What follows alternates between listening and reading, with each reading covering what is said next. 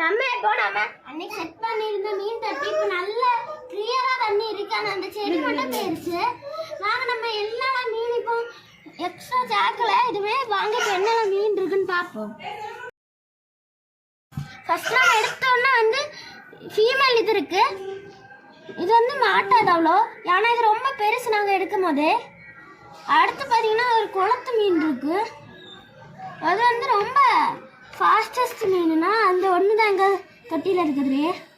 இது பார்த்தீங்கன்னா ஃபீமேலு. பார்த்தீங்கன்னா தெரியும், நல்லா பெரிய சைஸாக இருக்கும். ஒரு சிப்பி சைஸுக்கு வளர்ந்துருச்சு. அது கூட இந்த மேலும் நாங்கள் நல்ல கலரு பிளாக்கானது. இதே நம்ம அதில் விட்டு காணிக்கிற எவ்வளோ பெருசாக இருக்குன்னு. இது எல்லாருமே இந்த டவுட்டை கேட்டுட்டே இருக்கீங்க. மேல் நல்லா பெருசாக இருக்குமா ஃபீமேல் நல்லா பெருசாக இருக்குமான்னு. எங்கள்கிட்ட இருக்குது அடல்ட் பேர். மேல் பெருசாக இருக்கான்னு பாருங்க கைஸ். நல்லா பெருசாக இருக்குது ஃபீமேல் தான். பார்த்தீங்கன்னா பாருங்க, ஃபீமேல் தான் நல்லா பெருசாக இருக்குது. நான் ரெண்டுக்கு தான் சைஸ் ஹெல்ப் பண்ணுறேன். பார்த்தீங்கன்னா தெரியும், இது அடல்ட் பேர். பார்த்தீங்கன்னா தெரியும் சைஸை பாருங்க. இங்கே பாருங்க சைஸை பாருங்க எவ்வளோ பெருசாக இருக்குன்னு. ஃபீமேல் மட்டும். இதே நம்ம தொட்டியில் விட்டுறலாம் வாங்க. அடுத்து நம்ம இந்த குளத்து மீன் பார்க்கலாங்க. குளத்து மீன் அது ரொம்ப ஆக்டிவாக இருக்கும். நம்மளை அதை காக்கவே முடியாது, அவ்வளோ ஃபாஸ்ட்டாக வரும்.